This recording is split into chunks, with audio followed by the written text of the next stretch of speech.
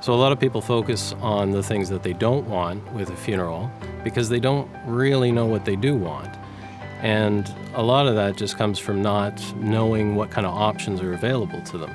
And that's why it's so important to have that discussion, to really talk about what is going to be meaningful to the family, what kind of things are they going to be able to do that will help them to face that loss and deal with the fact that they don't have that person in their life anymore. And that's really where grief begins. It begins with knowing and realizing that you're not going to be able to talk to that person anymore. You're not going to see that person anymore. And part of the funeral process and bringing people together and having those opportunities to talk about the person's life and make those connections and rekindle those connections is what helps us to move forward with our grieving process.